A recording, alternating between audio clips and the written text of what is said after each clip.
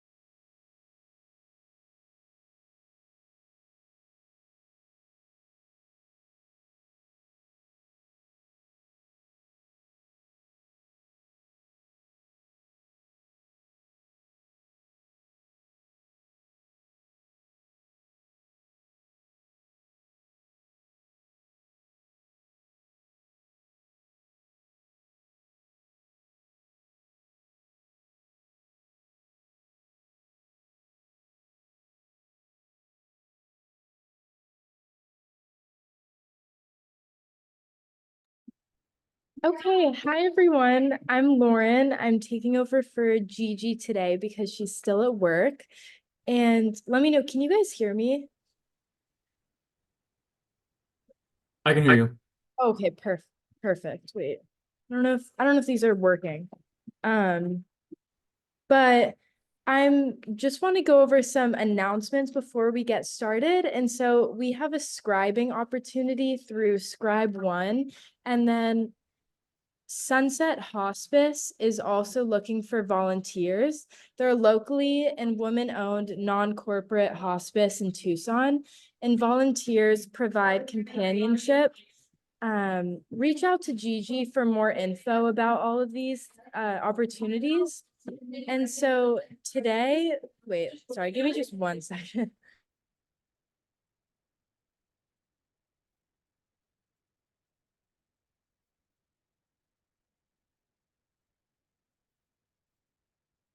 Okay, sorry.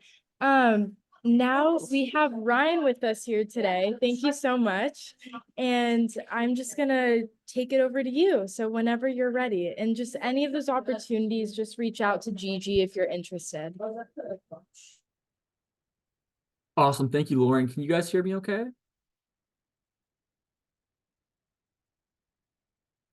Perfect. Awesome.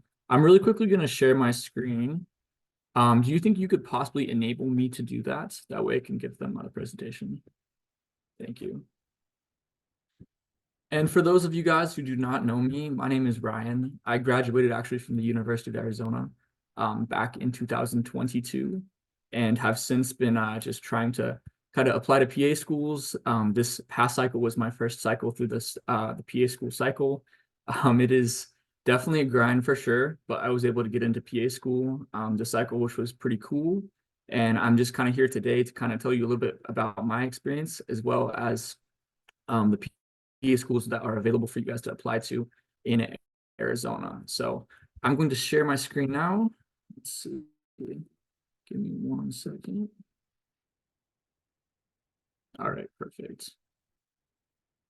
And we will go.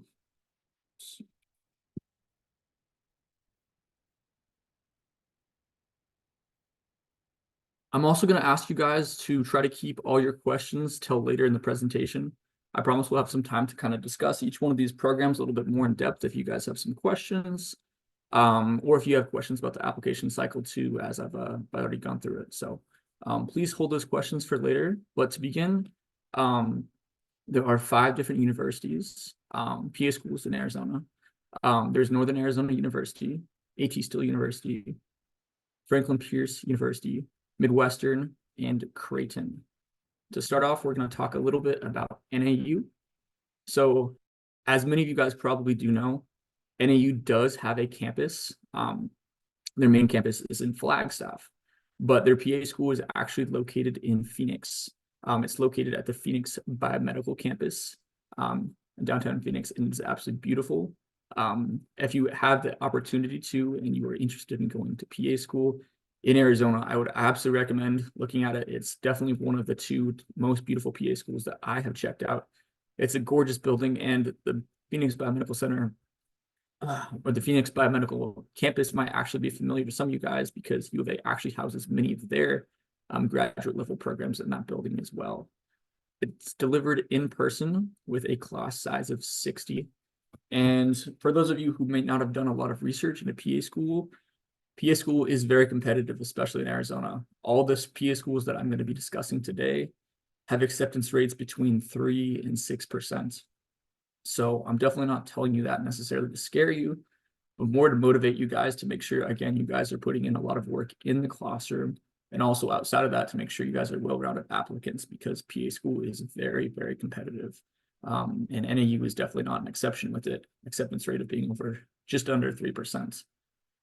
The program length is a fairly traditionally normal length of 24 months, with it being the first year, the didactic year, which is in the classroom, and then the second year taking place with the clinical rotations around Arizona. So that's kind of what the program looks like as far as their length.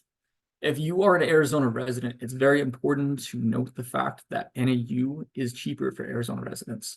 It is the only PA school in Arizona that does make it a little bit cheaper for Arizona residents, as you can see, and knocks off a couple tens of thousands of dollars for Arizona residents. So if you are interested in going to PA school in Arizona and you are an Arizona resident, that's definitely a big reason why you should consider applying to NAU. But you can see the price tags right there. For Arizona residents, it's around $84,000. For non-residents, it's closer to $120,000. The first attempt PANCE exam pass rate is around 95%. And that's around the global, or at least national average, which is usually in the low to upper 90s. I also included in all my slides contact information specifically for the PA programs. If you guys have additional questions that I cannot help you out with, then I'm happy to share this presentation with anyone afterward as well. So if you are looking for the email for the NAU Department of Physician Assistant Studies, it is right below. All right, I'm going to move on, and we're going to discuss AT Still University. AT Still University is another beautiful PA school located in Mesa, Arizona. It's also delivered in person with a slightly larger class size of 100. However, the acceptance rate is still very low, with it being around 4%. The program length is a little bit longer, just means the didactic year. Again, the in-classroom year is a little bit longer at AT Still University. They take a little bit more time in the classroom, but it's a very comparable length, and it's still very much within the normal range of months for PA school. It's also fairly in the same range of price, with it being around $112,000. And its PANCE exam first attempt pass rate is a little bit lower at 93%, but still very much, again, within the normal ranges. And below also is their contact information if you guys would like some more feedback or information from them. Third is Midwestern. Midwestern is admittedly the one PA school I have not had the opportunity to check out in Arizona. I had a scheduled for earlier this year, but I ended up not going because I found out I got into one of my other PA schools that I was more interested in going to. But I have spoke to some PAs that have actually had the opportunity to graduate from Midwestern, and they have been very positive about not only their experience, but also their facilities. The class size is 90, and it has a slightly larger acceptance rate at 6%. But still, obviously, that's very competitive. The program length is around 24 months, with the tuition costing a little bit more than the other PA schools in Arizona at $131,000. And the PANCE exam attempt pass rate is roughly 97%. So a little bit higher for Midwestern. And again, as you can see in the bottom, I included that email for you guys if you guys have some more questions. The fourth is Creighton University. This is a brand new PA school that just opened up actually last year in Phoenix downtown. It's delivered in person, and it has a slightly small class size of 46, but I had the opportunity to speak to the director, and they said it might increase up to 56 in the next coming years, in case you guys are interested in applying to Creighton in maybe a year or two. Their acceptance rate was not available online, and when I sent an email to their program director, they actually did not share that information with me. Again, it's such a new PA school. They just accepted, or they just admitted their first class of students a couple months ago. So their acceptance rate, again, was not public. I was not able to get an official number from them, but you can probably imagine it's still a very competitive school. Program length is a little bit longer, with it being 28 months, and it is a little bit cheaper on the financial end as far as PA schools go, at $94,000.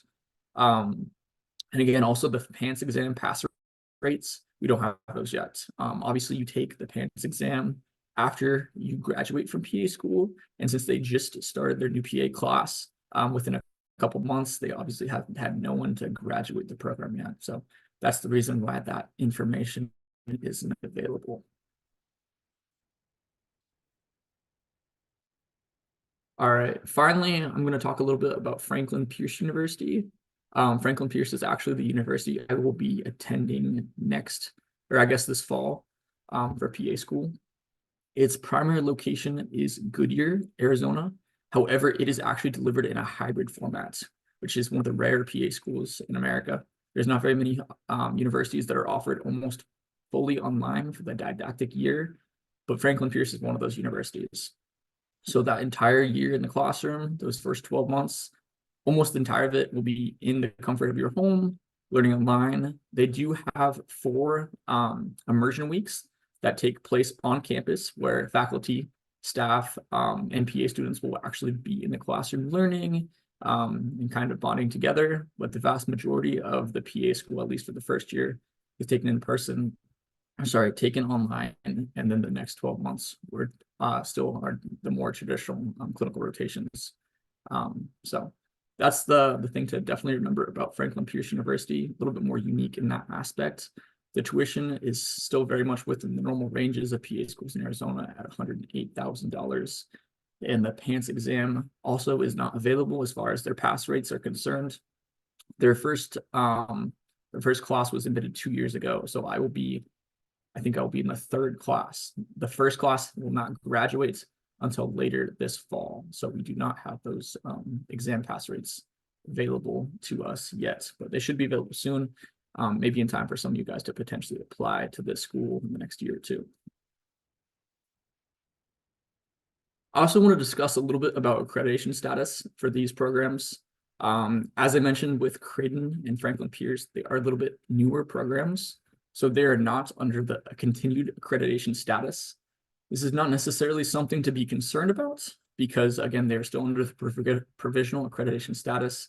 It means that these programs are still accredited and will be guaranteed accreditation for the first 5 years from the matriculation of the first class. So they're still accredited programs, but some people, when they're looking at PA schools, especially as a student, you might be more concerned, you might be interested in going to a PA school that has been more established and has more years of success.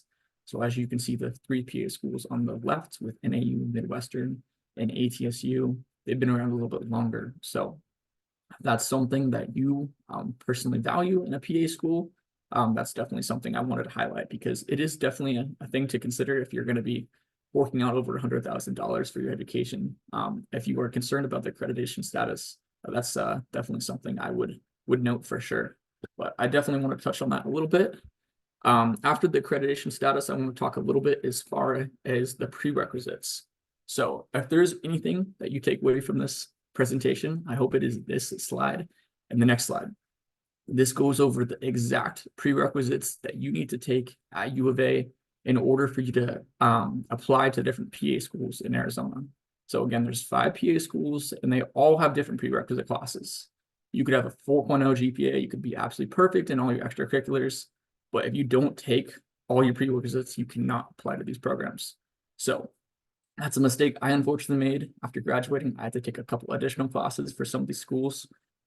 So please, if you guys have not already, please take a screenshot of these classes. Please try to get these down in your guys' calendars, because the last thing you want to do is you want to graduate from U of A without taking some of your prerequisites. It's definitely not something you want to do. You don't want to have to go back to school.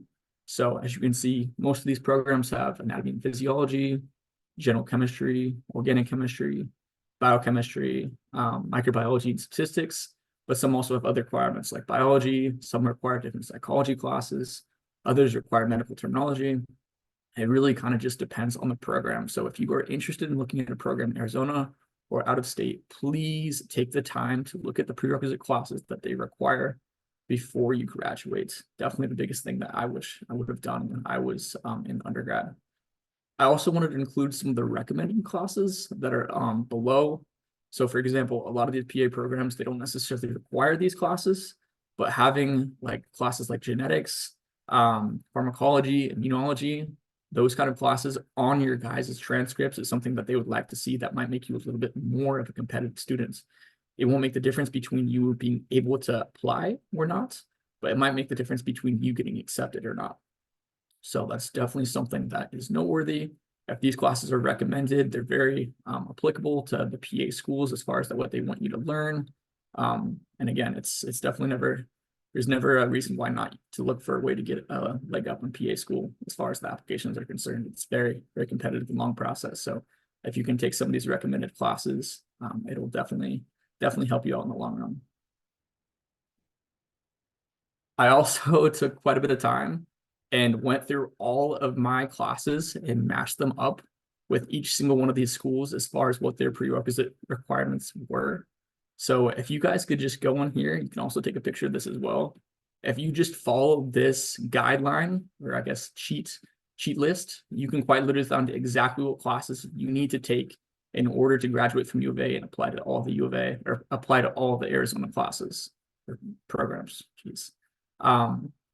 As you can see here, it quite literally lists both the class number as well as the class title.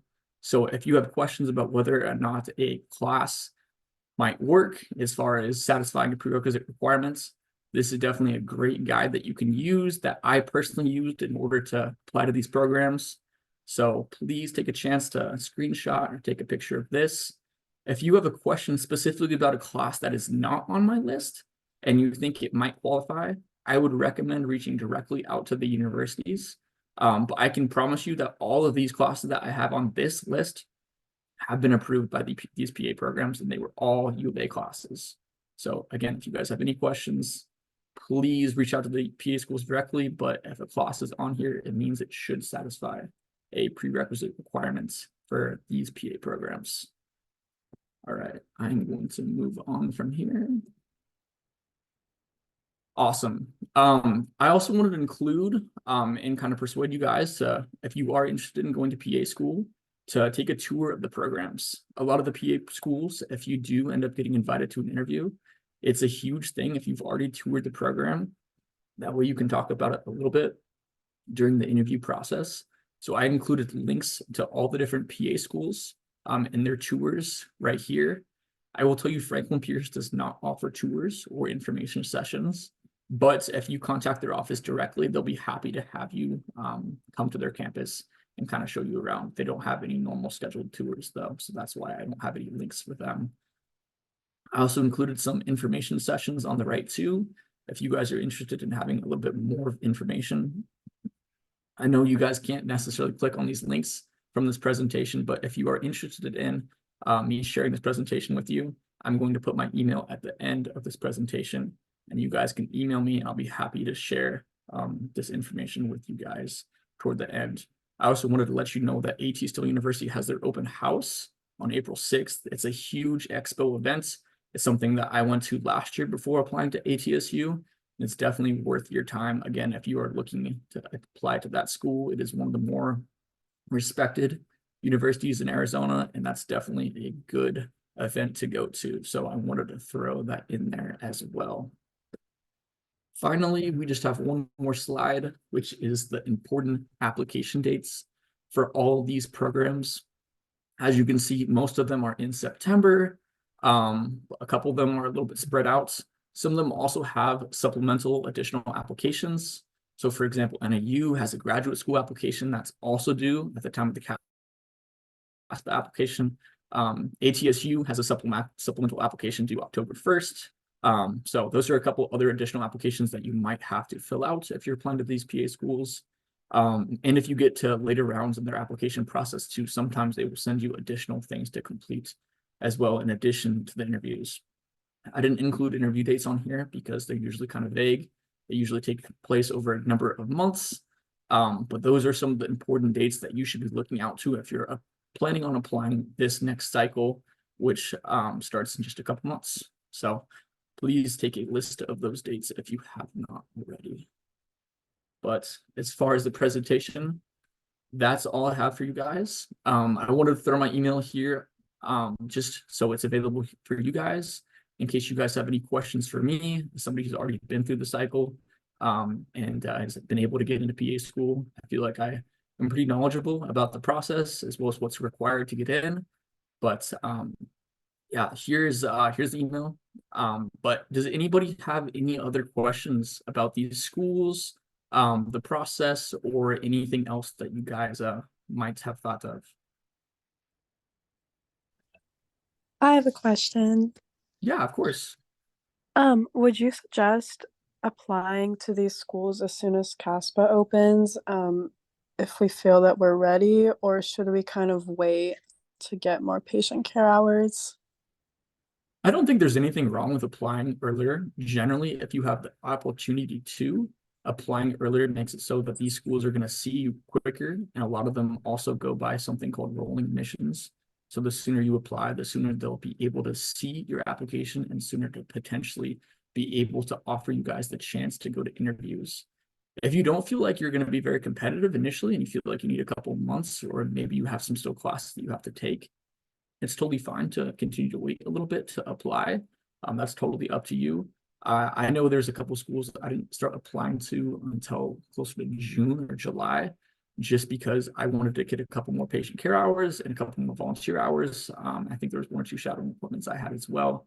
But you can continually add stuff into the CASPA application after you submit that out. So I would probably recommend, if you can and you feel comfortable, apply early, because again, that way it allows those PA schools to see your application sooner. Okay, so just to clarify, so we can apply early, but then we can still go back into CASPA and add hours in?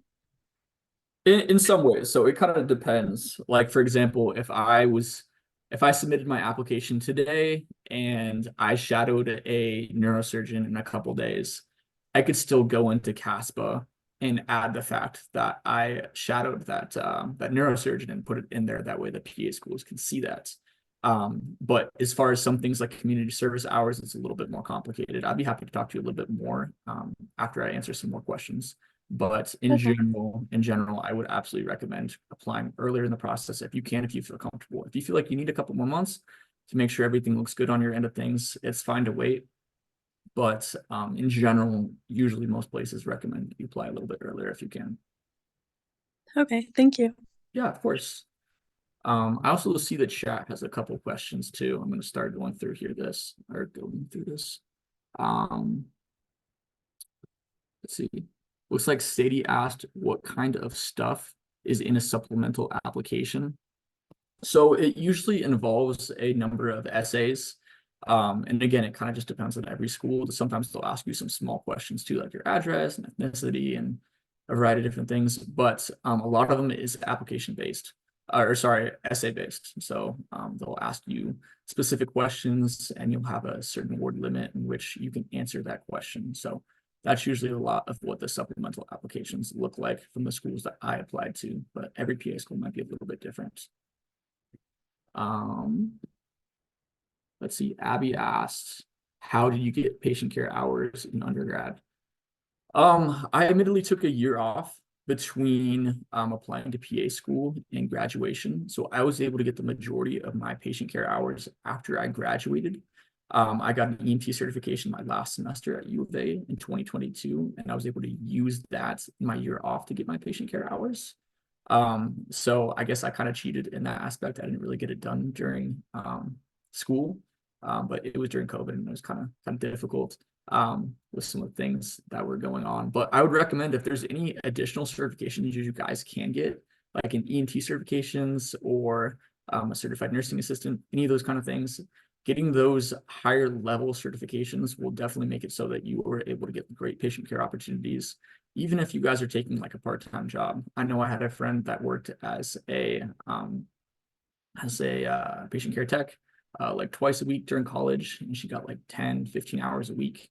So that's definitely something you guys can do too. I know when people are in school, it's definitely hard to work anywhere close to full time, especially with many of us taking very competitive classes and, you know, requiring a lot of schooling because of that. But if you guys can sacrifice maybe a day or two a week, maybe a few hours every now and then to take part-time jobs, that's definitely something I'd recommend. You can also do that in the summer as well, but I don't think it's bad to take a year off if you kind of need to make your application a little bit more competitive like I did. It's not something that is rare. Very many people do it. In fact, I think most of the people in my PA school, I'm one of the youngest ones there at only 23 years old. So definitely nothing to be ashamed of if you have to take a year off to kind of boost up your application a little bit.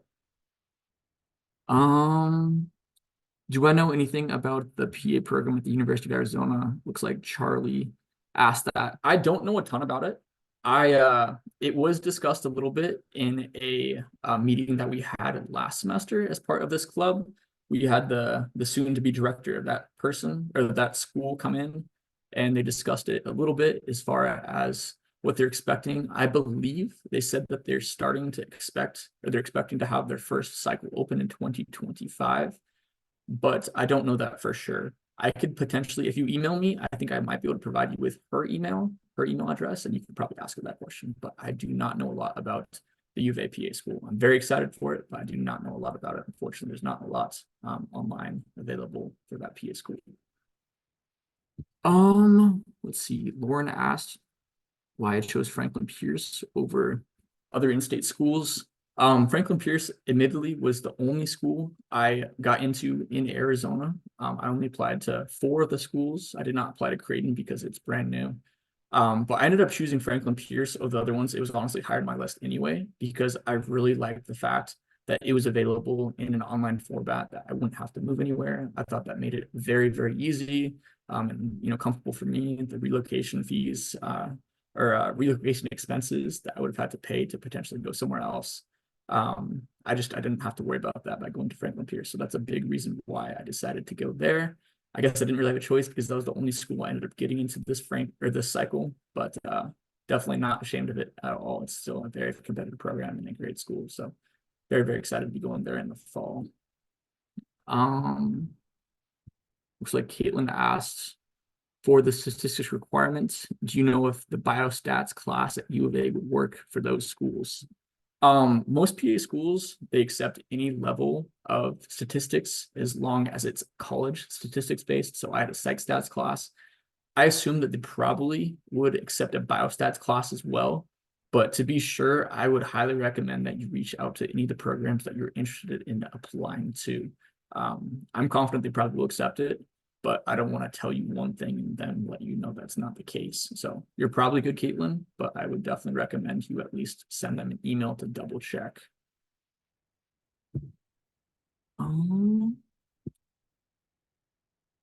Would you mind sharing your stats that helped you get into Franklin Pierce? As far as the stats are concerned, I think I graduated with a 3.8 GPA from U of A. I majored in physiology and medical sciences and minored in biology and biomedical sciences. I really don't know how many patient care hours I have, but I have well over 2,500, probably closer to like 4,000 at this point now, since I've been working a lot over the last year or two. For volunteering, I have probably close to 250 to 300 hours in not only the community, but also in hospital settings. And then for shadowing, I think I have close to somewhere between 80, I'd probably say close to 80 shadowing hours, maybe closer to 100, somewhere in that realm. Not a ton. I wish I had more shadowing hours, honestly.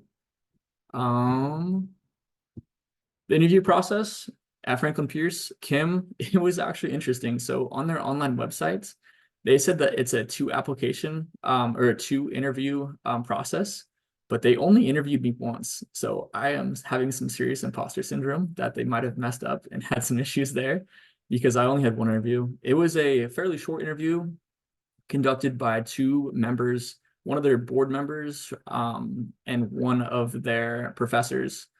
And they asked me a variety of different questions. I'm not going to get into them all, but they definitely spoke about why I wanted to be going to the school. They talked about why I wanted to become a PA. They asked me to distinguish PA between different other professions in medicine, such as an MD or DO or an NP.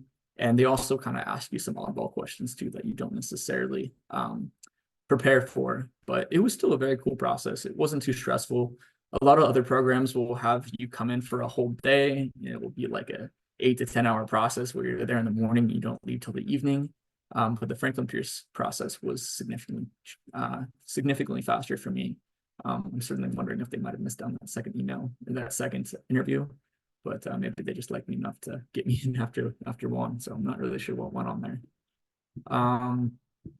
Did I apply and get an interview at ATSU? I did apply to ATSU, and they were the first school actually to reject me. I unfortunately did not get interviewed by them, which was too bad. I loved their campus. It's very beautiful there. I definitely saw myself potentially as somebody who would have been interested in going to ATSU, but I did not, unfortunately, get an interview. So I do apologize. I do have the contact information of a lot of the PA students that did get in there. I spoke a lot with them to prepare for that interview process that I unfortunately never got to. So if you'd like that, I could probably shoot you their contact information, but I did not actually interview at ATSU, unfortunately. Sorry about that, Sadie. And how did I log my patient care hours? I actually just quite literally looked back at all my paychecks and I did the math to figure out exactly how many hours I worked in order to get that. And honestly, just did the math from there. So I don't have the exact number, but I got close enough to the ballpark that I was able to figure out what pretty close to what the correct number of patient care hours I had.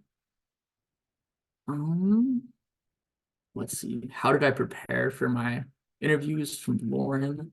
I did a lot of research online. I also read a book, which I don't think I have up here anymore, but it talks about all the different questions that they might ask you. But there's a lot of great resources available online, a lot of mock interview questions that you can honestly just look up.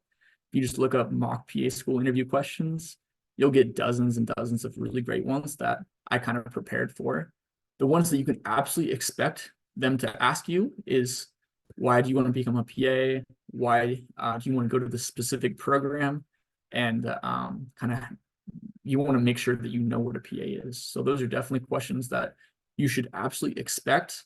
As far as what else comes, though, it's really difficult to say. I would definitely do a ton of research on the specific program that you're applying to as far as getting ready for that interview. If you do get an interview request, they only give you about a week or so to prepare for that interview once you know you get that interview. So during that time, I did as much research as possible as I could on those schools when I walked into that interview. So definitely do a lot of background research. If you have the opportunity to, please try to visit those PA schools in advance. But yeah, as much work as possible at those PA schools, and then just practice online, practice in the mirror, answering those questions, practice in front of like a family member or friend if they can feed those questions to you as well. You can never practice too much for those PA schools. You don't want to sound too rehearsed, but you definitely want to make sure you're prepared. You're probably going to get at least 1 or 2 questions that you weren't prepared for.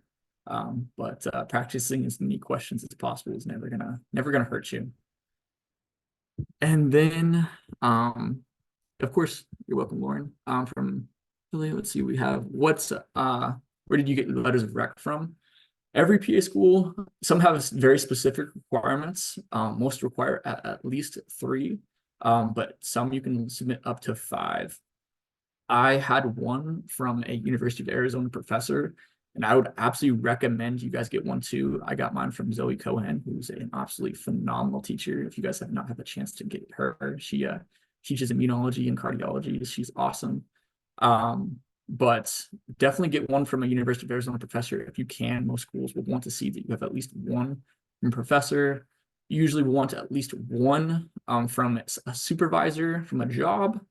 You usually want to have at least one from a person in medicine, whether that be an NP, a PA, or a doctor.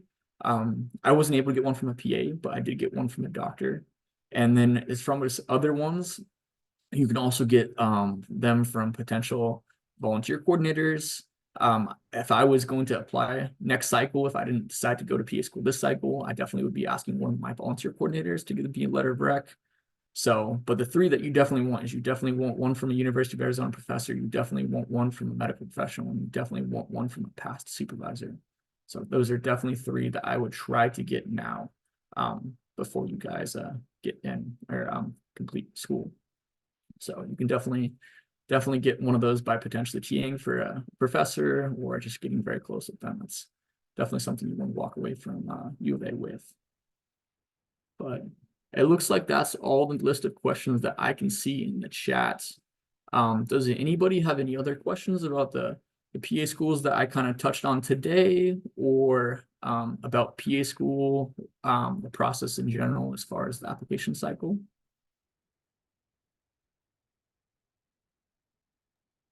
I want to thank you so much, Ryan, for joining us today. This was so helpful, and I really appreciate all of your knowledge and everything you shared about all of the schools. Yeah, of course. I'm really glad that you guys let me come up here and present for you guys. So if anybody has any other questions, again, I posted my email right there. So feel free to reach out to me. I am always available for you guys to kind of help out. I know it's a really scary process and I didn't really have anybody help me through it. So please feel free to email me. I'll be happy to share whatever knowledge I have with you guys. But that's all the questions. I guess this meeting is over, but I hope you guys all have a great rest of your evening. And yeah, have a good one, guys. Thank you. Oh, this is literally like